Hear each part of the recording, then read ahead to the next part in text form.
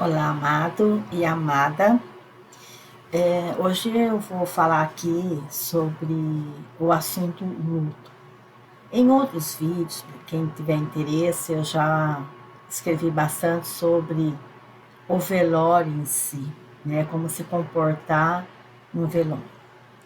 E hoje a gente vai falar aqui sobre o luto. O que acontece no luto? Porque que é de um jeito, de uma forma para algumas pessoas e de outra forma para outras. Então, nós vamos conversar aqui sobre o luto e a capacidade da neutralidade emocional. Digamos assim que por que algumas pessoas entram numa escuridão mental? O que é isso? Primeiro a gente tem que entender que isso aqui, né, o nosso planeta, estamos vivenciando essa experiência, que é uma experiência que nós vivenciamos, isso aqui tudo é um teatro. E uma experiência, uma holografia, ou seja, nada é real. Não existe nascimento e morte. Existe assim, eu entro nesse meu corpo físico, nesse meu veículo físico, e um dia eu vou sair desse meu veículo físico. Então, para que possamos assim expandir, nós temos que viver essa experiência. Então, quando nós conseguimos expandir, quando nós saímos da vitimização, né? Tem pessoas que vivem a vida inteira se achando vítima. Ai, porque papai deu mais para aquela, mamãe deu mais atenção para aquela outra, ou porque minha mãe morreu por causa daquela irmã dela lá. Sabe, precisamos sair da vitimização, porque quando eu preciso ficar achando culpado, é porque está na minha mente, no meu mental, muita culpa que eu não estou conseguindo dissolver. Então, quando a gente consegue sair da vitimização, nós entramos no estado de neutralidade. O que é isso, Maristela? Olha, se você não entender ou não quiser compreender que o universo é neutro, o universo é totalmente neutro. Se tem alguém morrendo ali, vamos supor, hoje mesmo, a minha piscina, quando não estamos usando, ela fica tampada com uma lona. E eu achei falta de um gatinho, né? Geralmente eles estamos escondidinhos aqui e ali, mas logo aparece. Mas eu vi que estava passando muito tempo, eu não via, não achava ele. E ele realmente tinha entrado dentro da piscina. E então, quando eu percebi, eu abri várias partes para poder tirar ele o mais rápido possível. Então, o que acontece? Se ele vai morrer lá dentro, ou se ele vai sobreviver, se ele vai conseguir sair, para o universo isso é neutro, é uma experiência. E ninguém jogou ele lá dentro. Ele, fuçando, caiu lá dentro. Embora fique totalmente fechado, eles acham um lugarzinho para entrar. Mas quando a gente tem uma consciência desperta, você se dá conta, mesmo tendo bastante animais, você se dá conta que está faltando um. E aí você começa a mentalizar ele e ele vai dar algum sinal, né? Se ele está quietinho, ele vai miar, ele vai dar algum sinal. Então, se eu fico tranquila, eu vou arrumar uma forma de tirar ele ali de dentro, né? Mas assim, porque a gente tem que aprender a ser como o universo, neutra. Quanto mais neutra eu for, mais tranquila eu fico para enxergar a solução. Então, quando você passa a ser uma pessoa mais neutra, como o universo que ele é neutro, você tira a emoção da sua vida. Então, você não fica se emocionando por qualquer coisinha que você ouve, ou porque ouve uma palavrinha diferente. É que nem aquelas pessoas assim que estão numa escuridão mental. Alguém leva ela para a igreja, principalmente uma igreja independente da denominação evangélica, e ela volta, assim, se ela for ver você depois, ela fala, nossa, mas aquilo é verdade, o pastor falou comigo, né? O homem de Deus falou comigo, né? Por que que ela tem essa atitude? Porque não é muito diferente os conflitos e problemas dos humanos. Não tem muita diferença. Se eu estou numa escuridão mental, automaticamente eu estou em conflito emocional dentro de casa, no meu relacionamento. Um casamento, se não está falido, ele tá falindo. E automaticamente você vai falindo no financeiro, você vai falindo no profissional, que uma coisa vai puxando a outra. Então, independente do que ele falar, vai bater com o que você está passando. E aí você, como está emotiva, o homem de Deus falou comigo, ele conhece a minha vida, ele realmente é um homem de Deus, né? Agora, quando você já está na neutralidade, você passa a não ter emoção. Então, você não cai em qualquer lábia. Você não acredita em qualquer conversa. Você presta atenção na falha, né? Às vezes você, por curiosidade, quantas vezes por curiosidade eu fui em centros espíritas, seja qual for, tá? Candomblé, seja umbanda, seja mesa branca. Mas se você tá na neutralidade, sem emoção, você vai catar aqui uma falha do dirigente, você cata outra aqui, você cata outra aqui, você cata outra aqui, e aí você fica sem emoção. Pode falar o que for, que eu não acredito. Olha, fulana falando essas coisas, você não acha que era sua mãe? Não, não acho. Você fica fria, você fica sem emoção. Então você não é dominado facilmente por nenhum líder, né? Ou senão você ouve assim o Edir Macedo lá falar, você tem que dar o seu tudo. Não é para você dar o seu. Você tem 2 carros, você vai dar o pior carro? Não, você tem que dar o melhor, você tem que dar o seu tudo, né? A pessoa emotiva, ela vai lá e dá. Daqui a pouco ela tá debaixo da ponte. Mas ele tá lá com uma mansão. Lá em cada canto que ele vai, ele tem uma mansão, né? E somente em lugares montanhosos, ele tá lá com a mansão dele. Mas você dá o seu tudo aí, porque você tá emotivo, ou seja, você tá numa escuridão mental. Então, quando você tá na neutralidade, você não tem emoção, você não se envolve com o que as pessoas estão dizendo. E você não faz mais o que você não gosta, e você não quer mais estar com pessoas o tempo todo, né? Que as pessoas ficam falando, falando, falando, falando. Às vezes a pessoa, para falar que ela foi da casa dela até o mercado, ela vai levar 3 horas para contar a história. E quando você está desperto, não dá mais aquilo para você.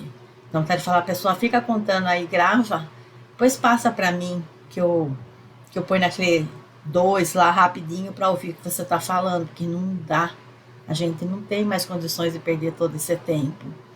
E você não se interessa mais com aquela pessoa que está julgando ou fulano, você não interessa em ouvir, ou está criticando, você não se interessa. E porque você não está afim de definir mais ninguém. Porque a massa, a maioria, quando eu falo a massa, a maioria das pessoas aqui no planeta Terra, terceira dimensão, realmente são emotivas. Não tem muita diferença e não me interessa, né? Qual foi a porcaria que ela fez agora? E eu deixou de fazer. Então, quando nós somos alinhados, nossas emoções, elas estão bem alinhadas. E quando sentimos ou entramos em, ou entramos em uma determinada frieza, esse é o amor absoluto. Né? Se eu fico, ai, o gatinho cai na piscina, ai, eu ligo para fulano, ai, eu peço ao vizinho. Não, com tranquilidade, eu vou descobrir, né? Aluno suficiente, vou tentar pegar com a peneirinha, se não der, então eu pulo lá e vou pegar. Então, você faz as coisas sem muita emoção, com tranquilidade, e porque as nossas emoções estão alinhadas. E quem vê fala, nossa, como ela é fria. E quando esse é o amor absoluto. E então, do que você está se vestindo hoje, né? Às vezes a pessoa está tão pesada de tanto rancor, de tanto ódio, de tanto ciúme, de tanta raiva de fulaninho, de ciclaninho. E então eu pergunto, do que você está vestido hoje? E pessoas verdadeiras não agradam de forma mentirosa. Você percebe quando um agrado é de forma mentirosa. E a gente tem que tomar muito cuidado com as palavras, né? Eu vi, acho que foi 1 ou 2 dias atrás, uma situação ali nas redes sociais que eu achei assim muito interessante. Porque o bebê nasce e a mãe diz assim, e a menininha maior tá olhando o irmãozinho lá, bebezinho no berço. E a mãe fala, viu que lindinho, meu amor? Ele é um anjinho. Aí ela responde, anjinho, mamãe? Mas anjinho você diz que tem asa. Ele não tem asa? Não, ele tem asa sim, meu amor. Olha o que ela tá falando. Ele tem asa sim, ele é um anjinho, não parece, mas ele tem, porque ele é um anjinho. Bateu o pé, que o menininho recém-nascido, que o bebê recém-nascido, é um anjinho. Ela continua ali olhando o irmãozinho, que a mãe falou que é um anjinho, que tem asa, e a mãe sai e vai jantar com o pai, com o esposo, né, que é o pai dela, na cozinha. E depois de uns 20 minutos ela chega lá e fala, mamãe, por que você mentiu para mim? Mas o que eu menti para você? Você disse que meu irmão era anjinho, que tinha asa. Eu joguei ele pela janela, ele não voou. Então veja o perigo que tem as palavras, né?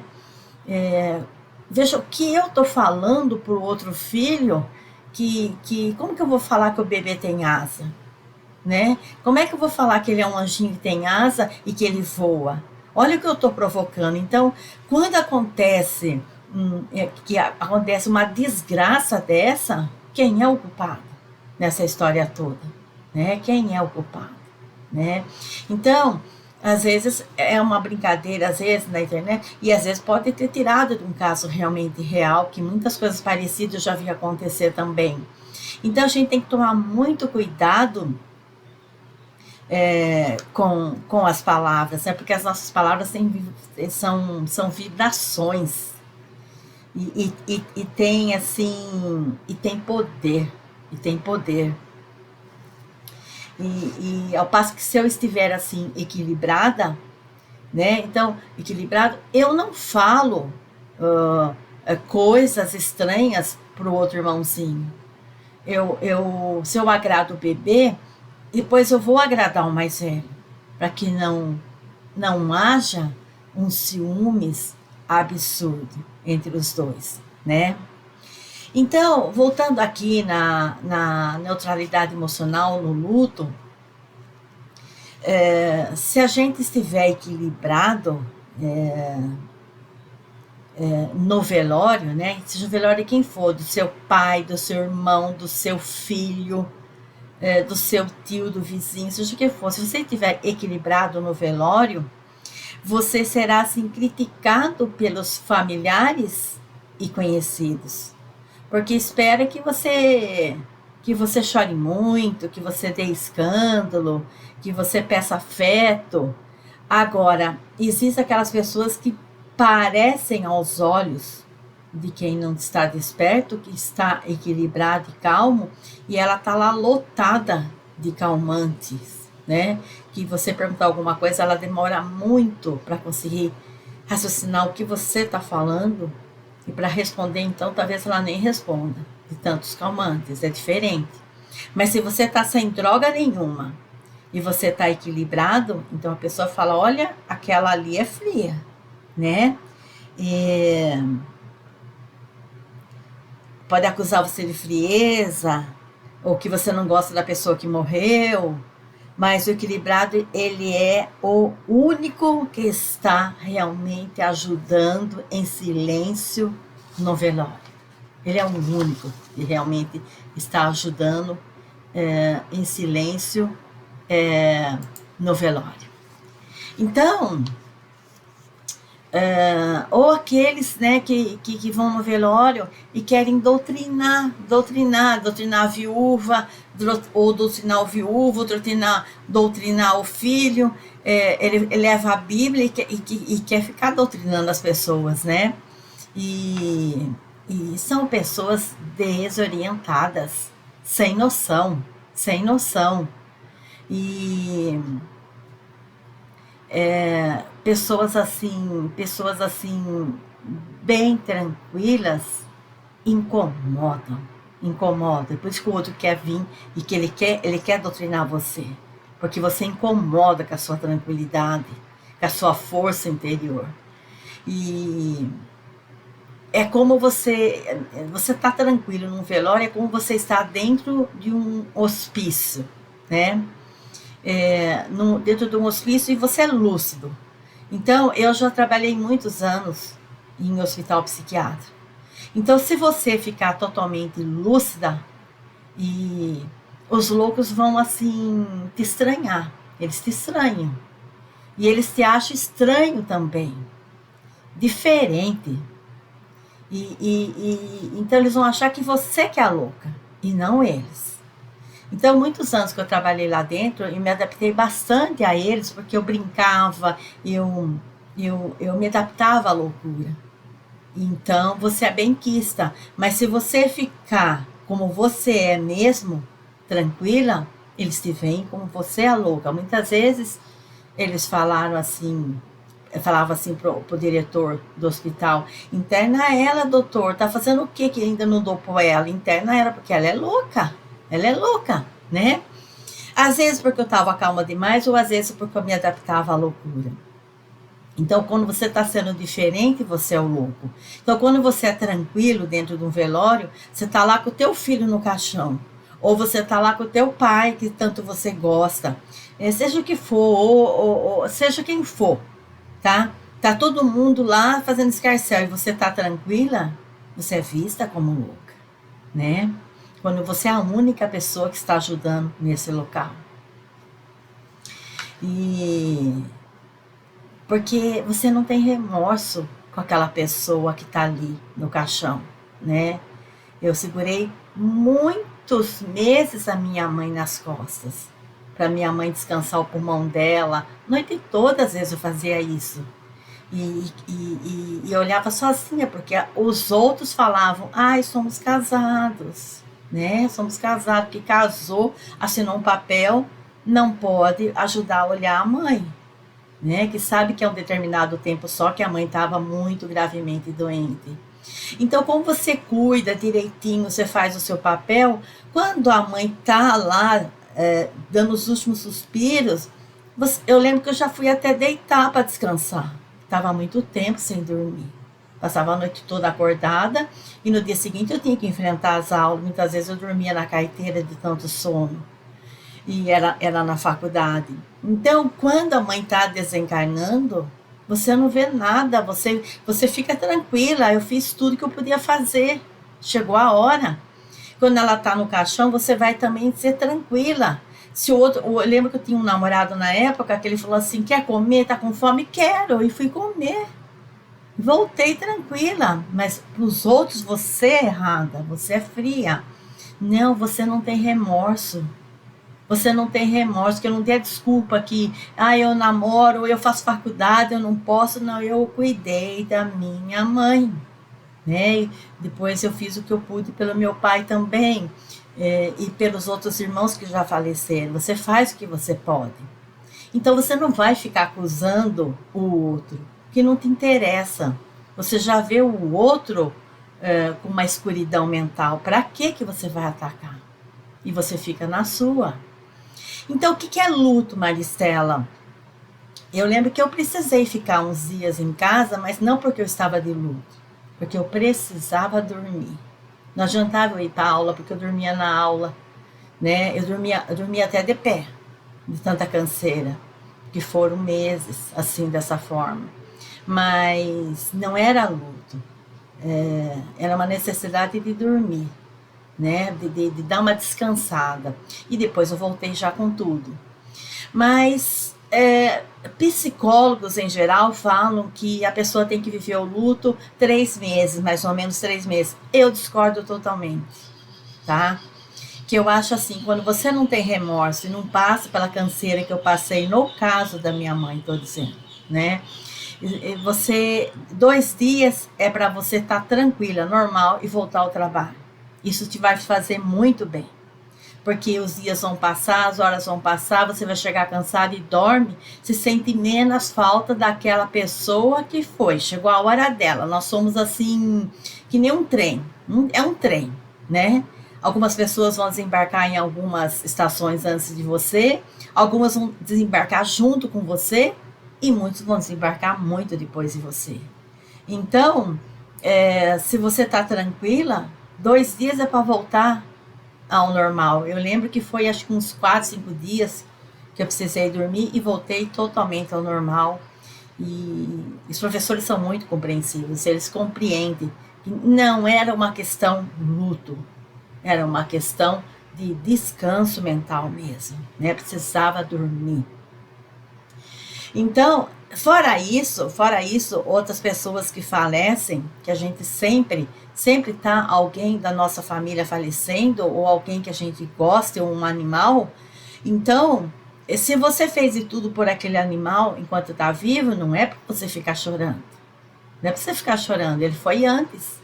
E o animal, geralmente, ele fica uns 4 meses no cantinho da sua casa, para ele também se desligar de você e você se desligar dele. Quando você está desperto, você percebe claramente aquela situação e você fica mais tranquila e ele também fica mais tranquilo. E assim é para o ser humano. Quando você não tem remorso, é 2 dias a 2 semanas. Né? Se você ficou acordado para ajudar a cuidar alguma coisa, é 2 dias a 2 semanas. Você refaz, volta. Volta a sua vida. Porque vai chegar a sua hora também. Vai chegar a sua vez também. Ninguém é daqui. Né? E ninguém é de ninguém. Ninguém é de ninguém. Então, mas se você tiver remorso, você não aguenta chegar perto da pessoa que perdeu o mesmo ente querido que você. Você chegou perto, ele vai começar a chorar tudo de novo, aquela mesma ladainha. Mas se você começar a cutucar, você vai descobrir que ele fez muitas maldades para aquele dessomato, para aquele seu defunto, né? Seja um irmão, seja uma irmã, seja um pai, seja o vizinho, seja quem for. Então, você vai ficar, sabe, tentando achar culpado pro seu luto, né? Quando você é que está cheio de remorso do que fez ou deixou de fazer por aquele seu dessomado. Se você não está com remorso, é tranquilo, é tranquilo. E eu, além de não estar junto com os psicólogos no convencional, também não estou de ficar velando ali o defunto. Muito antes do Silvio Santos falecer, eu já tinha escrito uma carta bem escrita para os meus filhos que se eu vier a falecer antes deles, que é a lógica, mas pode acontecer ao contrário, e que eu prefiro ser cremada depois de 72 horas, e não quero velório, não quero que avise ninguém, absolutamente ninguém, é só eles ali e faça logo sem choro, sem choro. E a mesma coisa eu com eles, e qualquer pessoa que aconteça aqui, eu faço dessa forma. Se um animalzinho vem a falecer, eu tenho muitos animais aqui, muitos gatinhos, se um vier a falecer por algum motivo que não vingou, eu aguardo ali, geralmente eu aguardo quase 3 dias. Eu vejo que ele já está até ficando durinho, está tudo certinho, aí eu vou e enterro. Sem drama, sem drama. Porque ele volta. E assim como nós também, pode ser que não voltamos mais para esse planeta, mas voltamos talvez para planetas mais evoluídos se a gente tiver mérito. Então, a pessoa desperta sabe que ninguém morreu. Apenas você tem que se readaptar sem aquela pessoa ou sem aquele animal, né, que foi. E porque a gente só entra e sai de corpos perecíveis. A morte, o morto não está morto. A morte realmente não é morte, o morto não está morto. E muitas das vezes ele acompanha todo o processo do funeral. Todo o processo do funeral. Ele ouve o que você fala, ele vê o que você está fazendo, tudo, absolutamente tudo. E segue até de pé. Mas não é só uma consciência, Maristela, mas ele segue do jeito dele, porque ele ainda não conseguiu desligar do corpo físico. Então, é por isso que a gente fala segue até de pé, porque para ele está naquele corpo físico. E apenas fora do corpo. E uns pedem, né, que querem ser enterrado de forma tradicional, 7 palmos abaixo da terra. E outros pedem, que nem eu já pedi, eu gostaria de ser cremada após 72 horas. E isso vai se tornar um ritual, porque essa é a forma mais higiênica, que se acabe com o cemitério. O cemitério tem muito escorpião, barata, bicho de todos os tipos transmitindo doenças. Então, o ideal é que realmente se espere 72 horas e que se creme o nosso morto ou nós mesmos quando chegar a nossa vez, né? Para evitar assim, qualquer choque traumático sobre a consciência desencarnada, é melhor que se espere 72 horas. Mesmo do tradicional, que se espere o máximo possível, no mínimo 48 horas. Por que, Maristela? Porque como nós fazemos projeções lúcidas, saímos do corpo, a gente sabe que quando ele não tem muito mérito, o seu defunto lá não tem muito mérito, ele sente sufocar quando o ataúde se fecha, quando o caixão se fecha, o ataúde se fecha e baixa a sepultura. Eu já assisti várias pessoas assim que você coloca o caixão volta, coloca o caixão volta. Já vi também quando abre pela última vez o caixão no cemitério, o defunto abre os olhos e fala que é espasmo, mas ele abre os olhos e parece que quer falar. Então, é interessante que a consciência está ali ainda presente. Então, o interessante é aguardar, né? Você vai debaixo da terra pelo menos 48 horas. Eu esperaria 72 também. E para cremar, que vai ser o ideal, né? Que é mais higiênico, 72 horas. E quando a consciência tem mérito, ela não vê nada disso, a não ser que ela queira ver, mas de uma forma assim tranquila e fria, se ela queira ver. Mas geralmente os mentores espirituais sabem que ela tem mérito e tiram ela desse local, né? Muito antes dela vivenciar ela no caixão ou ela ser enterrada. Eu particularmente já disse, não quero velório. E antes, que nem eu estava dizendo, antes do Silvio Santos, eu já tinha feito uma carta que não queria também ser exposta depois de morta, né? E foi o que o Silvio Santos fez, fez o mesmo pedido, só ali realmente a família muito íntima que assistir aquele ritual do banho e já foi enterrado sem ficar explorando a morte dele. Então é bacana que você lembra da pessoa de pé, ativa. E o mesmo eu quero que faça comigo, eu com certeza farei com meus filhos. Se eles forem antes, senão eu gostaria que eles também deixassem isso certo para os descendentes. Então, aquele que não tem mérito não é tirado. Então, eles costumam sofrer muito, sofrem muito. e muitas assim situações desagradáveis. Então, no velório, mantenha o respeito. E ou quando eu falo mantenha o respeito, que se você voltar a assistir o meu vídeo lá que eu falo sobre, já falo sobre o velório, não faça escarcéu no velório. Ai, pai, tá indo embora, Deus tá levando meu pai. Geralmente quem faz isso é aquela filha que nunca cuidou. Aquela filha que não fez nada por aquele pai ou por aquela mãe, ou aquela mãe que não fez o seu papel de mãe direito. Aí o filho morre, né? Ou por um acidente, ou porque usou drogas demais, uma overdose. Quando o filho vai de uma forma, dessa forma, você sabe que a mãezinha falhou. Não estou atacando e não estou julgando, mas são essas mãezinhas que vão dar escândalo no velório. Porque se ela fez tudo corretinho, ela sabe que apenas chegou a hora dele, ele apenas foi na frente. E aprender que ninguém é de ninguém, absolutamente nada é nosso. E falando de velório aqui, gostaria assim de aproveitar para dizer que existe outros tipos de funeral e velório dentro da nossa casa, que é quando você está casada com um parceiro, que o parceiro não faz o serviço completo. O que é fazer o serviço completo, Maristela? Essa reclamação a gente ouve direto aqui, né? A mulher, para agradar, faz sexo oral no homem. E o homem não quer fazer sexo oral na mulher. Ah, Maristela, com jeitinho eu consigo? Claro que não. Claro que não. Ou você assume o que é que está de errado aí, e sai fora, ou você fica e vai ficar doente, como muitos ficam, né?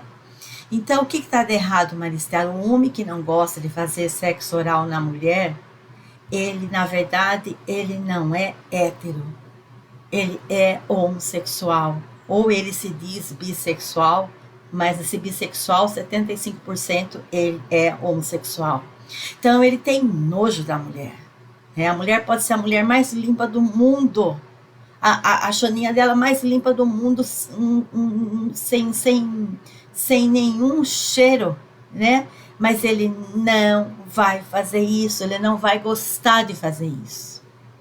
Porque ele não gosta de mulher, né? Ele vai fazer esse tipo de sexo oral com outro homem, não com você. Ah, mas eu sou tão paciente, Maristela, com jeitinho. Não, meu amor, ninguém muda ninguém. E nem terapia vai mudar ele, porque assim, ninguém muda quem não quer mudar. Se ele espontaneamente procura uma boa terapia, sou assim, mas eu quero ser assado, eu quero modificar, tem uma chance aí de fazer regressão de memória, achar um trauma, achar os traumas e ele ser uma pessoa mais hétero, mas é difícil.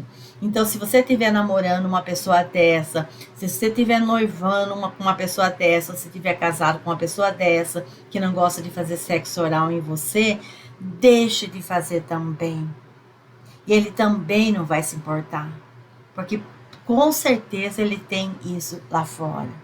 Ele mantém, às vezes, esse namoro, esse noivado, esse casamento, para dizer para a família e para a sociedade que ele está com uma Ferrari, né? Que ele está com uma Ferrari, mas ele gosta mesmo do Fuscão dele lá, velho, tá? Então, acorde, sabe? Ou essas mulheres que, ele me agride, a vida inteira ele me agridou com 48 anos de casado, ele sempre me agrediu verbalmente, não fisicamente, mas verbalmente, ele me rebaixa. Agora, no finalzinho, eu vou conseguir mudar ele. Coitada, né? É claro que não. É claro que não. Ele acostumou a fazer isso com você. E ele sabe que você tem medo de enfrentar a vida lá fora sem ele, né? Mas é importante para você dizer para a sociedade que deu certo o seu casamento. E aí morre de dor nas costas, vai fazer tudo quanto é ginástica, yoga, vai fazer tudo e não vai passar dor nas costas. porque você está carregando o seu casamento nas costas, né? As pessoas só mudam quando querem mudar, né? Então, a pergunta minha é assim: você está no inferno? Né? É porque deixou de ler as placas pelo caminho, meu amor, né? Como é que eu continuo fazendo sexo oral no meu parceiro se ele nunca faz? Isso você já teria que ter visto no namoro. Por isso que é errado casar sem ter feito sexo. Ah, mas você vai engravidar? Não, tem meios de evitar a gravidez. Vai experimentar o companheiro. Se você tiver que pedir para ele o que você gosta, cai fora. Porque o homem, quando gosta, ele vai fazer tudo para te agradar também. Para ficar com a Ferrari dele. Entendeu? E se ele não gosta, você tem que pedir alguma coisa para ele, principalmente um sexo oral, porque você está fazendo nele com gosto, cai fora. Que o seu amiguinho aí, o seu parceiro, não é hétero. Tá? E eu conheço, assim, gente de monte, tá? Eu conheço, assim, na vida real, pelos noticiários e pela rede social, mulheres que são assassinadas porque o marido, o companheiro, dá sinais de desequilíbrio e ela não quer ler as placas pelo caminho. Eu vou mudar, eu amo tanto ele que eu amo por mim e por ele, eu amo ele, eu vou mudar. Não vai não, minha linda. Ele vai te assassinar. Eu acompanhei muito isso dos hospitais psiquiátricos, e muito homens que não são héteros, são homossexuais ou se dizem bi para disfarçar, e que estão ali, que pegaram a própria arma dos policiais e matou a esposa com no mínimo 7 tiros na frente de todo mundo. Tá? Você vai a 7 palmos da terra, mas você não muda ninguém. Então, cuidado com essas pessoas que prolongam muito o luto, tá? É remorso, isso tem nome, é remorso. Uma pessoa que andou correta com o parceiro, com os filhos. Correto, eu quero dizer assim, algum deslize aqui e ali todo mundo tem, porque não somos perfeitos, estamos em evolução. Mas quando você não agrediu, não desfez o seu parceiro, não ficou falando mal dele lá fora, não se aproveitou, não colocava comida para os outros e não colocava dentro de casa. Quando você não fez as coisas certas, o remorso vem. O remorso vem e ele vai te deixar bem louco antes de você dessomar. Mas quando você fez tudo correto, deslizes pequenos todo mundo tem, mas você fez no geral coisas corretas, agiu certo, então o luto é 2 dias a 2 semanas. Aprenda a ser equilibrado. Gratidão, amor sempre.